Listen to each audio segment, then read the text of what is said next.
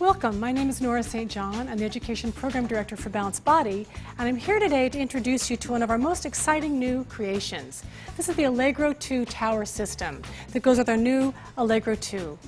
We're very excited to show you the features of the tower and to show how it can be used to increase the versatility of your exercise repertoire, to expand the number of exercises you have available to you. It's also wonderful to have two machines in one small footprint. So you have all the reformer capabilities and virtually all anyway, of the tower or trapeze table capabilities in one unit, decreasing the amount of space that's required in your studio. Also, because you now have a reformer and a tower connected and working together, you can use spring resistance from the reformer side and from the tower side to create some really interesting new integrated reformer tower exercises. Let's get started with just talking about what comes with the unit and then how it all works.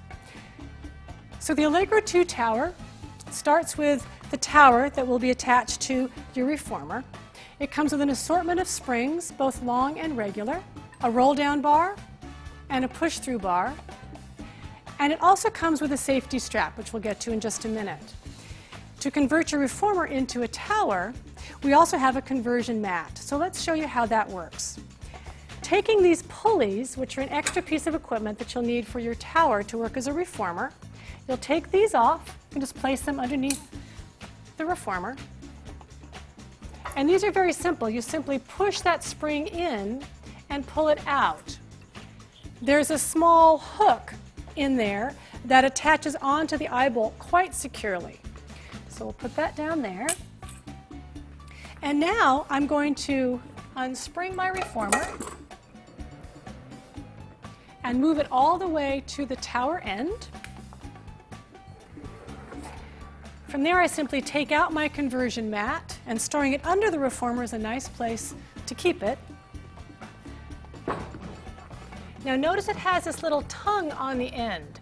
So for that to work, I've got to center it on my frame, and then I'm going to just drop it in like that. Now I have one long, smooth surface on which to do all of my tower exercises. The shoulder rest can be removed or not. It depends on what exercises you're doing. That can actually be a nice place to put the feet for some tower exercises and can support the shoulders for some tower exercises as well. We're going to take them off, though, to show the full tower as it would be.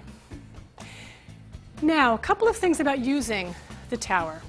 Just like any of the other towers that we have, the springs will be attached by eye bolts. So we have a low eye bolt, which I usually call the 0 or the low eye bolt. That would be position 0. Then we have 1, 2, 3, 4, 5, 6, and 7. You also have a center one if you need to attach something from the middle of the machine. And the nice easy thing about this is you can simply say in a class or a group setting, attach your short blue spring to the number 6 eye bolt. It's a really nice easy way to reference the placement of the springs in a class or even in a private setting.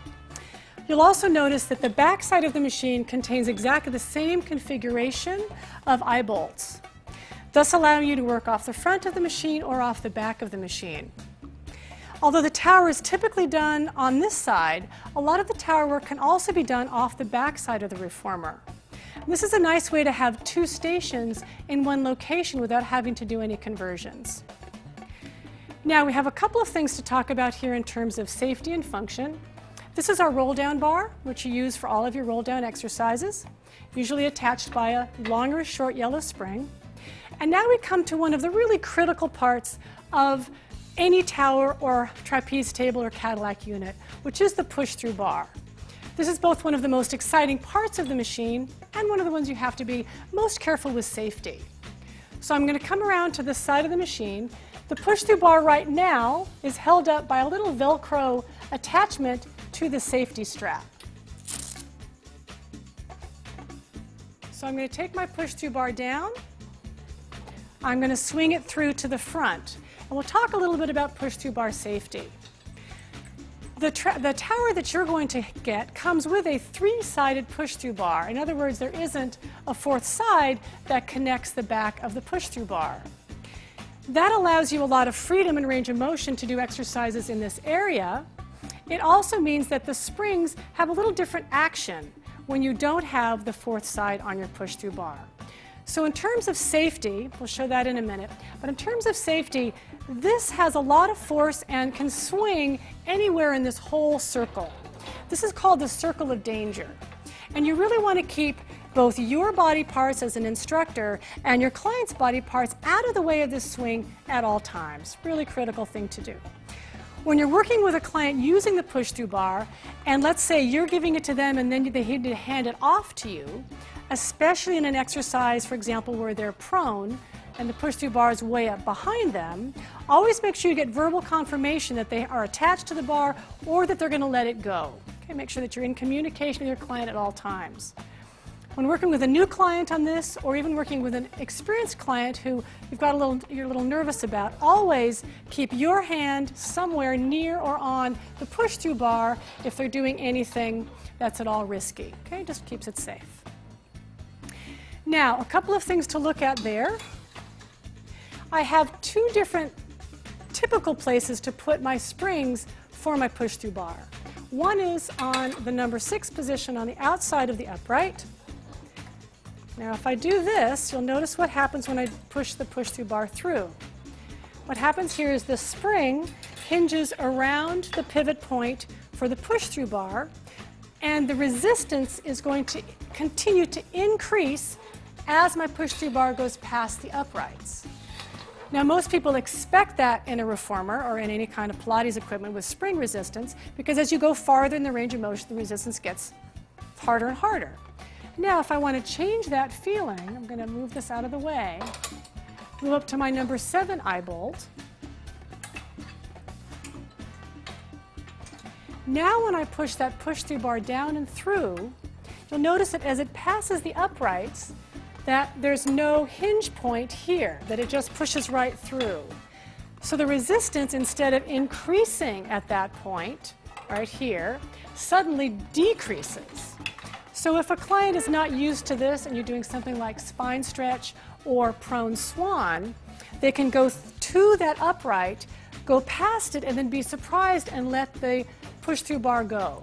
So you want to be very aware anytime that this is going to be moving through the uprights that you have your springs attached appropriately.